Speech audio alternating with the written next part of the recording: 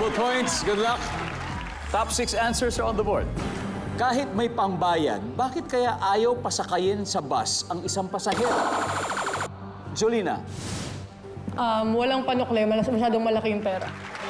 Kasi walang panukli, kahit may pambayad. Ang sabi ng survey dyan? Ulitin ko ha. Ito, kahit may pangbayad, bakit ayaw pasakayin sa bus ang isang pasahero? Di na kasha, wala nang upuan.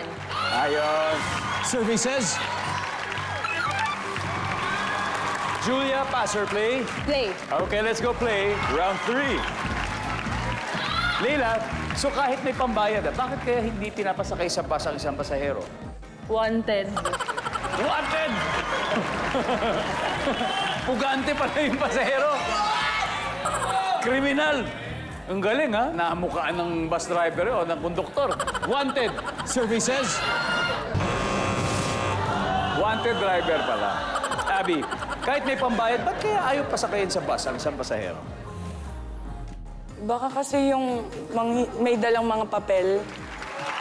Tapos, Yung mga nanghihingi. Nanghihingi. Yung mga nanghihingi ng susulisit. Usually po, yun Oo, yung yung mga mga nagsusulisit. ano, Oo, mga ayaw. driver. Baka ayaw kasi yan pasakayin, di ba? Yung mga humihingi. Survey says... Wala. Team Swissy, usap-usap na kayo. Kim, kahit may pambayad, ba't kaya ayaw pasakayin sa bus ang isang pasahero? mabaho. Mabaho. So, naaamoy na malayo pa lang. Mabaho. Survey says...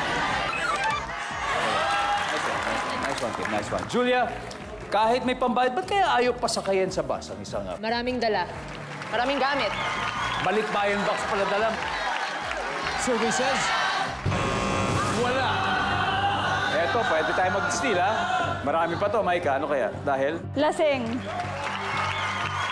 Jolina, Magnanakaw. magnanakaw, lasing, magnanakaw. Kayo. Lasing. Lasing! Siguro naman malayo pa lang. Alam mo ng lasing, siguro, di ba? Majoy, kahit may pambayad, ba't kaya ayaw pasakayin ang isang pasahero sa bus? Lasing siguro. Pag tama sila, makakascore sila sa wakas. Nandyan ba ang lasing? Oo, lasing. Alright, we'll see. May mga hindi pa nasagot. Number 5. Number 4. And finally, number 2.